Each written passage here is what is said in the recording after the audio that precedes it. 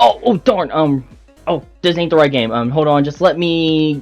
Oh, right. Yeah, there we are. Hey, it's me, Sunset the Bird, and welcome back to Dark Souls 3. This is Act 2 of the Winged Weapons Challenge Run that I want to do, and we're leaving off right after beating Yorm to go face off against Dancer of the Boreal Valley.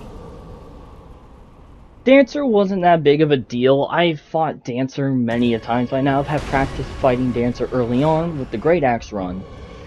It's just a matter of jumping out the way and stabbing him with R1 a bunch of times and occasionally hitting an L2. Dancer is always a fun fight, don't get me wrong, just I don't have much commentary relating to Dancer other than repetitive stuff like I like how their footsteps echo, or you could call them hollow footsteps. Their movement's odd because it starts slow and suddenly takes up the speed in the later half of the swing. I don't have too many things to say about Dancer overall, I just like the design, it looks ghostly yet elegant. So, yeah, not much to say. Dancer goes down fairly quick, and we can move right along.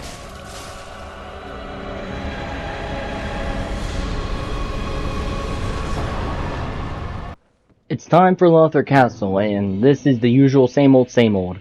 I come in here to get me those 4 chunks early on from the Consumed King's Garden, and to run over a little further into Lothar Castle, so I can get my hands on the Lothar Castle bonfire, since it's quick to Osiris' boss room, and if I need it for any purpose related to grinding, I can do it here. But, since we're this far in, it is time to start the quest line for Cirrus. Starting with being summoned to help her here. The quest line starts much earlier, but these are the battle parts. And this is where I can start talking about some stuff more related to furries. Since, I'm a furry, and this was intended to be one of the topics. I have been a furry for quite a while, despite it. Like, I know that the first time I drew myself as a furry was when I was younger, when I was like probably, I don't know exactly when, but it was definitely when I was in the single digits of age. I drew myself as a pink fox with rainbow tails and a cool hat, and some weird kind of like Egyptian skirt-like thing. At the time, I didn't know what furries were, but it's how I drew myself since it was when I used to draw comics about a guy who turns into a werewolf as his power. It was very simple stick figure stuff. But over time, I would develop that appearance, and it would become more other stuff. Once it was a cat, very basic. Another time, it would just change, and then at one point, it was intended to be a wolverine. And then at one point, it was a crocodile, which that stuck for a tiny bit. But what it really decided what I was going to make my persona was actually from playing Dark Souls. I was doing a fun little playthrough with my friend, Pierre, that's when we were doing a challenge to play through Dark Souls 3 as Dark Knights. We only covered the base game, but we played through as Dark Knights. So we named ourselves similar things to not Dark Knights, Black Knights. I'm sorry, I'm thinking of something else. Black Knights. So he named himself Noir, but I named myself Raven. I thought about ravens, I was researching them, and I thought birds looked cool. And during the playthrough, that's when I thought, oh wait, that's a great idea, maybe I'll make that my persona. And so, my persona was a bird. And I didn't quite have a name for myself yet, but I knew I wanted to be a bird. And over time, as I played the games more and throughout the playthroughs, I would do this quest line. Because I heard of it and I wanted to get it done. I believe maybe it was during my platinum attempt where I didn't actually platinum. But during it we have to go here and fight Cirrus' grandfather, Holy Knight Hodrick, or Hodrick. And when you defeat him, you can come back down here after the quest and find his armor laying on the ground. And when I picked it up, it read Sunset Armor. And for some reason, something about my brain really liked the word sunset in a weapon description, in an armor-based description, or just a title. I know you can do sunrise, or just sun, or dawn. But I thought sunset just sounded really badass. So I decided that would be the name of my persona. My persona is almost entirely inspired from my times playing Dark Souls 3. If not named after things within Dark Souls. So this game is important to me. So, but other stuff related to it is very nice. I'm glad that I found an identity for my persona, and it's a great to have a neat little unique name on the internet. Along with a lot of my abilities of my persona coming from this. Like I Sunset, have the lightning powers, which comes from Dark Souls, because I really love faith builds. And I mainly got this when I was playing Dark Souls 2, which I believe is an okay game, it's not that bad. And from my time playing, I also found a dress in Dark Souls 2. Well, not found, my friend found it, it's Pierre. And I went to go find the dress, and I thought it looked cool, and I took inspiration for that from the dress on my persona.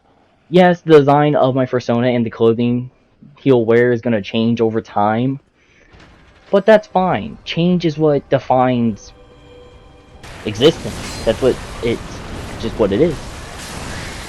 I wanted to just talk about this because I thought it'd be nice, and I'm very, very happy I found a persona that I'm comfortable with and proud to say this is me on the internet. Sunset the Bird, wielder of lightning. So, I wanted to talk about it. I'm just feel really happy knowing this is who I am. Okay, real quick, I do have to add this right after that little tidbit there. More footage corrupted. I'm editing right now. This is editing me. More footage corrupted. About an hour's worth was corrupted. It's like, oh, that can't be that bad. This run took about 9.5 hours, right? That was 3 bosses lost.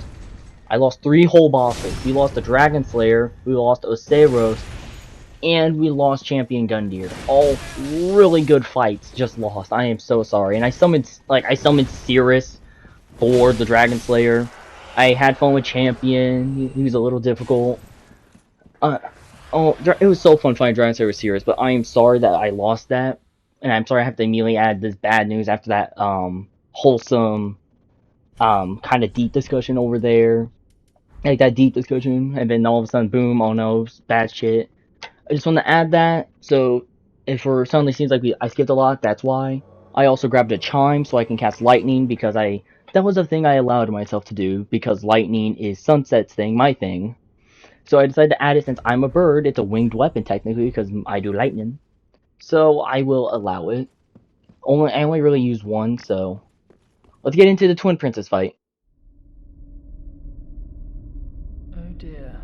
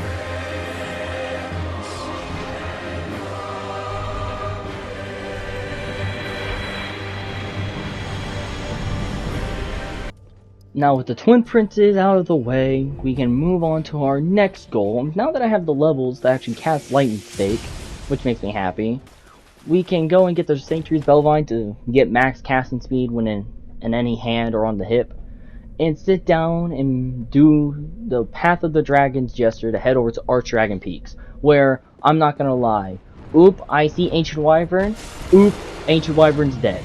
The fight isn't really interesting, it's just run through a gauntlet just to jump on its head.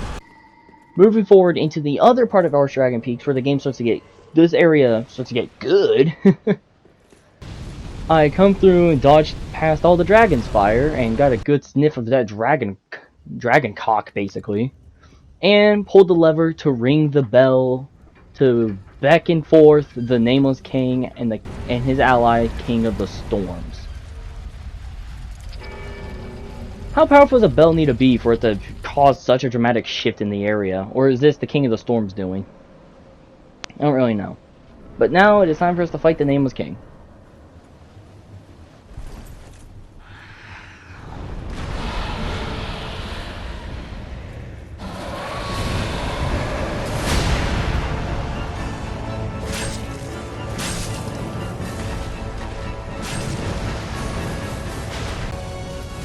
The Nameless King fight is actually very fun this time around. I fought him with bleed once during the Karthus run, but that was much higher bleed than what I was given here, or it was about around the same. I don't quite remember, I'd have to look back and find out.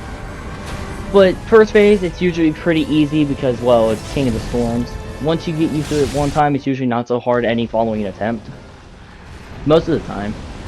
And the second phase is where the struggle really begins, because despite the fact that I only used about half of my heals, which for me is quite impressive, which is actually significantly better than what I do most of the time, I keep messing up because I would slip up once and get a bit greedy, and then Nameless would get a double hit on me or hit like a truck any other time, like most endgame bosses should.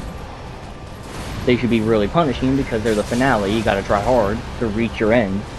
There'd be times where I'd kick, even though I have the stamina. I don't know why, but the game takes it as I'm flicking the joystick and R1 and tapping R1. So I don't know. But it's very fun to learn how to adapt to Nameless King because he's very grounded, yet fun.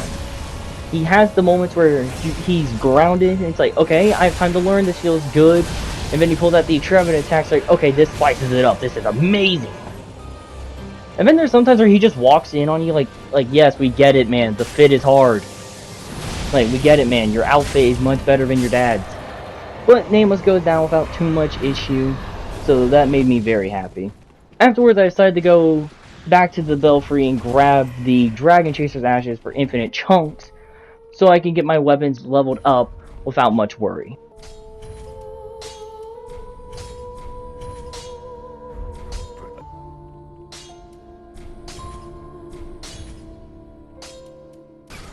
Heading back into Ariandel and getting smacked on the head by a bunch of random Corvian people. Why are my fellow birds attacking me? I'm their friend! It was time to actually progress so we can reach Fried and Ariandel and take care of them. Not much really happens here, like on the way there. All I do is really change my armor from Cirrus's, which I wore, so I could fight Nameless without being heavy rolling with the scythe, because the Sunset armor is heavier than the Sunless armor. But once we get to Wilhelm, I can't lie to you, my main strategy of dealing with him was simply going, you know, like Star Platinum, or I know, cringe. But I just find it funny that all I did was just spam the weapon art for 99% of the fight. Average part 3 stand. Oh no, I love Joe's Bizarre Adventure. It's my favorite anime. That or Baki. Either one's really good. But Wilhelm's down, and now we can progress to where into the bug room, where I get reminded that my character's actually a dude, which, I mean, I know I do, but it just feels jarring because the face looks feminine to me. And then the armor comes off, and then, dude, how Dark Souls presets males with this, and with this clothing females with this. I'm like, oh wait, I'm a dude. I just thought it was funny because I forget sometimes. But also, it was also odd heading up to the chapel and seeing the door shut, despite the fact the boss room is open. Because I did everything before opening the doors, which is my first time ever doing that. And now it is time for Sister Fried. I can't quite really lie about anything relating to Phase 1. because all it really was me spamming weapon arts anytime Freed was not actively trying to grab me or be invisible 24/7. Phase 1 is usually easy. If you have anything that like hits her in a stun combo or knocks her on her ass, it is very, very, very easy to deal with Phase 1. So it goes down fairly quickly, and I made a Bakido reference, so if you haven't seen it, semi-spoilers, or just skip this little bit. Also, very do much heed the headphone warning. No. When it comes to Phase 2, I decided to summon Slave Knight Gale to help me out with this one. I really didn't need his help because even if Reed was attacking me, it probably would have been a little bit more difficult. But I did it because it's fun just to play with NPCs. It makes you feel not so alone, so it's just a bit more fun. Also watching certain NPCs fly when they get hit with launching attacks. Not to mention when the bleed is good on Ariandel, I will admit. But before we get to Phase 3, I will say that the moment we got into Phase 3, or as Phase 2 ended, Gale also died, as if him and Freed traded blows, which I thought was pretty cool. And now it was time for Phase 3 against a boss that I sometimes, well, I like a little bit and get annoyed with a lot. The spectacle is cool, it's just I don't quite like this boss. I've said this before, broken record. But this fight goes pretty well. It's the same thing of trying to get weapon arts in whenever I can, because as long as you have a weapon art that does that crazy stuff I mentioned a second ago in Phase 1, it's very easy. Just wait till there's a slight opening and jump her, or just spam backstabs until she dies after she does her big slams, her big ultimates. Those two strategies tend to kill her quickly. I like her design, I like her sight. I really do love her sight. I think it's really cool. I like the segmented design on the handle, or the pole part. But Freed cannot handle the power of my little bird talons. And when she went in for an ultimate, I went for my ultimate and lacerated her like it was nothing. Her flesh must have been a butter and my blades were hot knives. So long, Freed. Now, with Freed out of the way, I decided to go back and upgrade my other 2 of the 4 weapons to max level. And went over to get the Xanthus Ashes out of the Irisol dungeons to buy infinite gold pine resin. Got that wrong. Just so I can coat my blade in lightning just for the little bit more of for the theme of the video. And now it's time to climb down the roots, doing some very, very risky parkour. One little, pixel off and you're gonna fall and crush all your bones in an instant, when I feel like if you have a high enough dex, you could have survived a fall from about probably a third of the way down there. Like 2/3 of the way down the vines already. I don't know, I probably my lack of depth perception in this case, I bet. A lack of depth perception. Also, what you saw there was me giving up on my first attempt. I cut it because I gave up on the first attempt because I was performing like acid. I knew I was going to be there forever. I have a problem with doing that sometimes. So I'll mark that up as okay, I gave up, that failed. So this is the next attempt, which goes pretty well. I don't think Grave Tenders is a bad fight. I'd probably give it B tier? C tier? I like an enemy that can actually defend itself properly, and and that the boss is not overly aggressive. I like the idea. I like that they included the Great Wolf from earlier in the DLC that you can meet. You go right instead of left off of that collapsing snow part that you see me fall. So it's like, oh, it's a recurring character, and oh, this thing is important because this is the Grave Tender's dog. But in this case, I decided to take care of the dog and get it killed before I finished off the Grave Tender itself, due to the fact that it kept annoying me every time I tried to go after them. So with them out of the way, I can deal with the Grave Tender, who actually sets their sword on fire if you leave them alive when the Great Wolf goes into rage. So just thought it'd be something cool you could know if you haven't ever left her alive. But they go down fairly easily. It's not that bad. Honestly, actually, technically it's worse due to the fact that I had to quit an attempt. But no, they fall, and that's it. And decided to reinforce my chime. And now it was time to head to the Dreg Heap.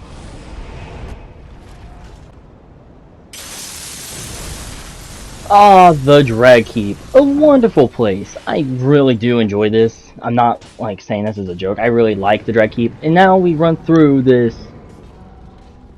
once more beautiful part of Lothar Castle to get ourselves the silver coveted serpent ring +3. Mainly just collecting items and also dealing with these stupid angels. They're so agitating because for some reason, like I understand the closer you get to something, the easier it is. But like that third angel in the swamp area has incredible accuracy. It's like insane. Even though like I only move like say 5 feet closer, their accuracy like improves by like 80%. It's madness. Like I move like 10 feet closer. It's insane. But with that out of the way, it's time to deal with the demon prince. And the first attempt doesn't go so hot. I do fail very quickly. But that makes it all the better, knowing that the later bosses are going to make me struggle. It just makes the finale more satisfying, knowing that I have to work for this enemy. See, as I do take care of both of them fairly well, with like about half my heals, which is how I normally perform when I get this heal ratio, when I fight the demon. The problem is, as soon as I got the demon to almost dead, the demon prince was so close. He was at like basically demon, and he decides to hit me with a bomb. Like I can dodge it, and I screwed it up, and I failed, which makes the second attempt all the more enjoyable. So I'll let the footage watch. Since if you've seen any previous videos, I'll say it again. Demon Prince is my favorite boss in FromSoft. Like this is my favorite boss. I haven't played all the FromSoft games, but in Dark Souls alone, this is by far my favorite. It's just fun. I prefer to fight the red one because it's more chaotic, and I love how he's, to me, objectively just more difficult. It adds more chaos and tension. But I do have a problem with the ult in the red demon prince, I'll mention later. But until then, I will say, as I am editing this, I found out that Hikita or Heaven Piercer released the album for the next layer of Ultra Kill, which is Fraud. My favorite part of Ultra Kill is the music, and it's one of the main things I liked and got into with Ultra Kill, was just jamming out to the music. And I am so happy because I loved Fraud's soundtrack so much. And Fraud's like my favorite layer. I sadly can't play it since I myself don't have a computer. Maybe I will someday and it'll be on this channel. Who knows? But he is my favorite music artist. I know you listen to video game music. I'm like, yeah, it's good. I love video game music. Like Ultra Kill, like Dark Souls' soundtrack is phenomenal. Ultra Kill soundtrack is phenomenal. Like you can enjoy Minecraft. I like Undertale. I like Deltarune. Like I love video game music because it just sounds good. But besides that, this is what I don't like about the Demon Prince is his ult, where he charges up 2 fireballs that shoot at you.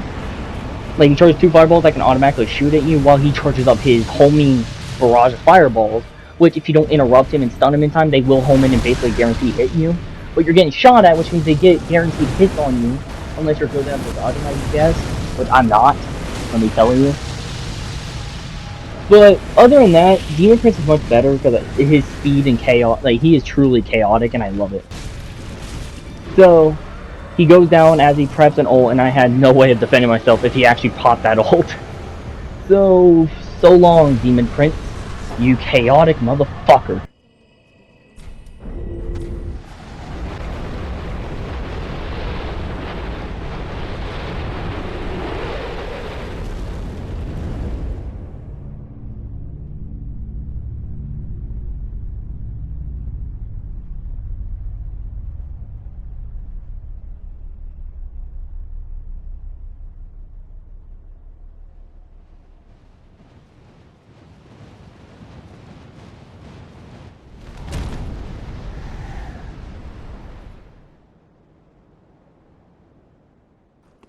I very much love the Ring City and all that it brings. I don't really have any complaints about it, other than maybe how many arrows get shot at you by the Judicators, or, honestly, I don't really know. I mean, the only problem I probably have is just how aggressive the Ring Knights are, or just those little guys that throw lightning at you or cause curse. At least in the base traversal and the enemies, I don't care. I like how chaotic the environment feels, but how it's a culmination of everything. And despite how it most likely definitely isn't. I keep trying to think there's a specific tower in this area that looks like Drangleic. The Drangleic Castle from DS2, my beloved. But now it is time to deal with Medea after running through all of that. I tend to skip this in almost every challenge run playthrough, due to the fact nothing really happens. I usually just run straight to it. If I add something, it'd probably just me grabbing a +3 ring for my build. But Medea, let me tell you, it took me like 4 whole minutes, 3 to 4 minutes of just whacking on this man's wrist in order to get him to fall. I'm not gonna make y'all sit for that, so here's only about like 10 seconds of it. Extremely sped up. I had to cut them out even if it was sped up because it would have been like 30 seconds.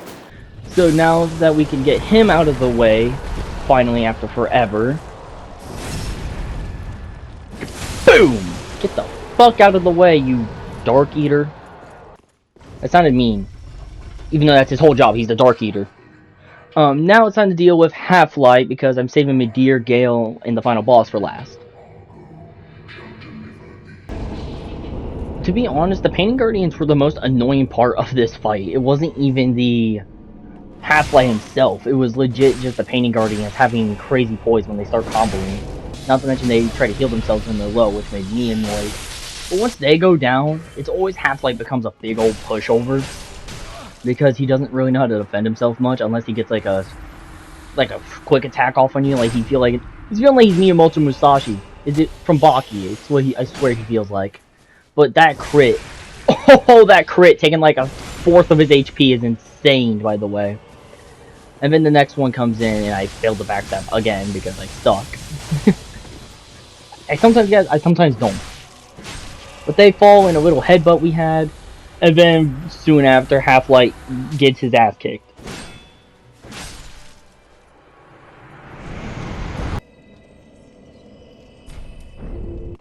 It was now time to deal with Medea, Eater of the Abyss. So, did you hear about the new season of Baki Do? Oh yeah, it's fucking amazing. I know, right? So, when it comes to Dark Eater Medea, it was honestly kind of difficult having to slowly punch away at his health bar while he's constantly stampeding around. I decided to do a little extra damage because, you know, Dragon Release the lightning and all with gold pine resin. And it did help a lot. The only problem is, due to how much he'd run away, I'd run out. So around by the time like I was getting to the second phase, I ran out completely. So it was just relying on the pure power of the punch because Medea is immune to bleed, so the Crow Talons can't cause bleed out on him. Or blood loss. And he seems very passionate about Baki, the way he jumps around, swinging like that. I think, he might be a fan of Jack Hanma, saying what power he gained from eating the Abyss. Like how Jack Hanma did medication in order to boost himself. But, thankfully, I'm able to handle Medea, despite having to cut out a lot due to the fact it's Medea. He has a ton of health.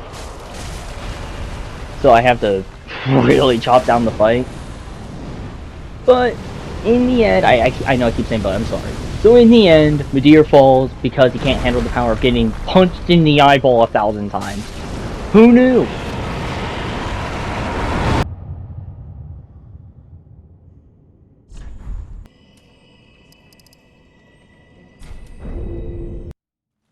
With some more levels and almost everything out of the way, we now have to deal with...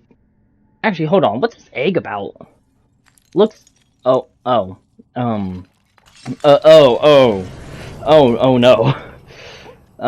Lady, I'm sorry? Did that work? Hopefully that worked? Why are you glowing so much? Oh, what? Ah! Ah! My eyes! Oh, jeez. Huh. The room seems kinda different. Oh, no, that's pretty different. When did that glass get broken?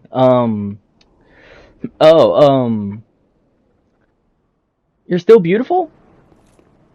I mean, I love the dress. But, well, oh no. That's a lot of ash. Hey, there's a guy up ahead. Maybe he knows what's up. Okay, no, he doesn't know the scene. He doesn't know. Oh well.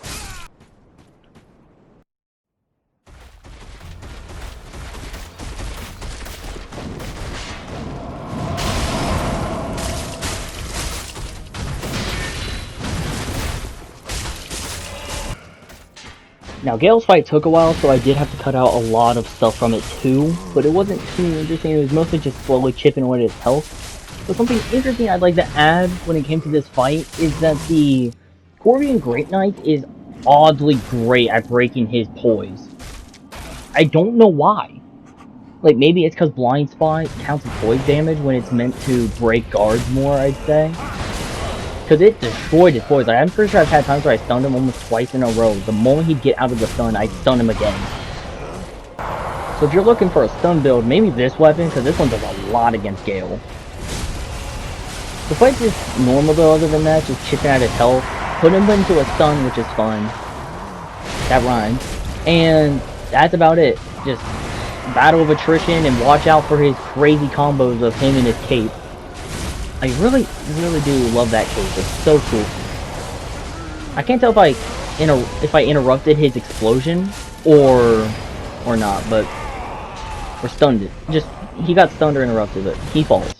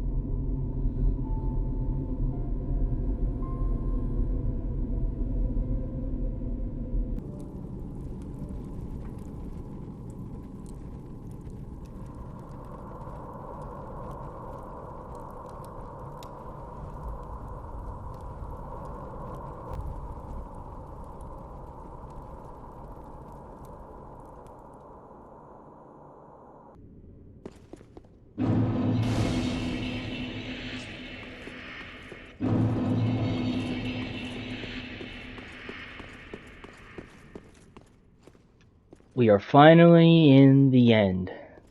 Kiln of the first flame, where centuries, if not millennia, of generations of lords put too much of their time into trying to preserve something that should have died out forever ago. And I will put an end to it. But before that, I want to show you my stats and equipment before we get in so you know what the build is for this run, just because I feel like it's nice to show. Level 102, Vigor 32, a little bit of Endurance, Strength is at 16, 30 Dex, 35 Faith, 40 Luck. The tiny bit of Strength is just so you can wield the scythe one-handed. And for the equipment, I'm bringing, Corvian Great Knife, Great Scythe, Sharp Crow Quills, and Crow Talons, plus the Dorshka Chime are all plus 10. The armor I'm wearing is the Sunset Armor, Gauntlets, and Leggings. Carrying the Bellvine along upon his left and right eye, the Ring of Favor plus 3, and the Prisoner's Chain, while having the Blade of the Dark Moon equipped. This is the most odd ring setup I've ever had, but now let's get into the fight, where I will be honest, I have not died to Soul of Cinder in probably weeks.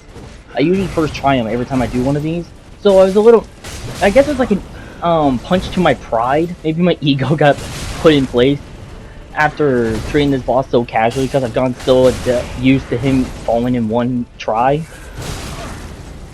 But this time I actually died 2 times and had to beat him on 3rd time's the charm rule.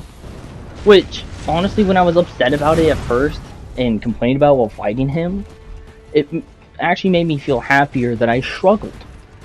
I actually had to try to beat him and not just casually fight him where I had to put some effort in. This one actually made me have to lock in, while also swapping between my weapons because I like doing this for these kinds of runs. Also to turn on my music. But I had to lock in for this, and it felt good. Like I said, I do swap between my weapons because this is what I like to do for Soul when I have a lot of weapons at my disposal. I like to swap between them to make it feel like I'm using every piece of my arsenal. And in some cases, some of these weapons are actually better. When he whipped out his curved sword, I prefer to whip out the scythe for the reach so he can't get me. when he whips out, say, his straight sword, I can bring out pretty much anything. If he brings out the halberd, I can use like the crow quills to punish him because of his straightforward attacks. The crow talons are also useful when he whips out the curved sword if I need a brute force and just get damage in as quick as possible. So, with these two deaths told, let us watch the final attempt.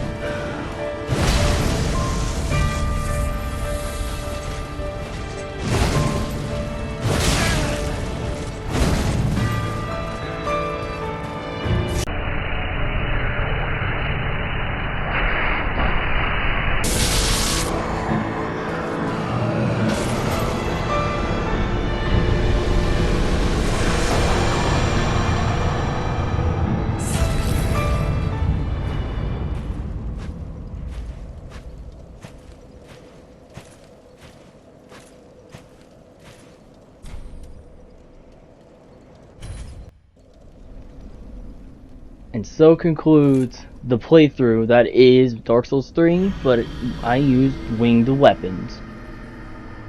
I really had fun with this, even though I chose to redo the entire playthrough just to make the video a bit better. I think it overall definitely made a better product and gave me a better idea on the route I need to take. Though I can still see where I need to improve in order to make these videos even better.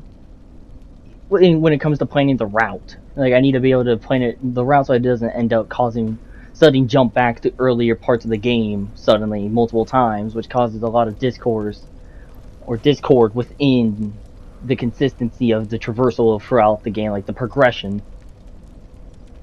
Sometimes you just have to go back and that's okay. It's just I'd rather be a bit more consistent and flow nicer, so I'll work on that.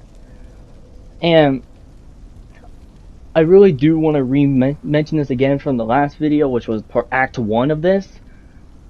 I hope you all remember that no matter what people say and how much they try to bring you down, don't let them change who you are.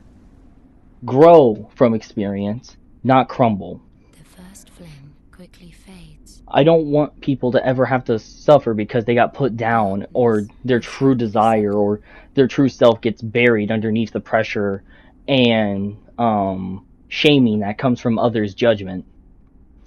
I want you all to know that you can be confident in who you are. And it takes time. Don't need to rush everything. Don't feel like everything's hopeless. There's always some light to be found. And I hope you all can see that. Because I myself am still growing and defining myself out as a person, because I am still young, as all others are discovering who they are as people. From furries to the LGBTQ community, people who like gaming, people who like science, people who like fun little hobbies of like woodwork. Everyone likes something, everyone is something. Don't be ashamed of who you are. So this is going to be it for this video. Until the next one, like, subscribe, leave your thoughts down below in the comments, and remember, never be afraid to spread your wings and fly.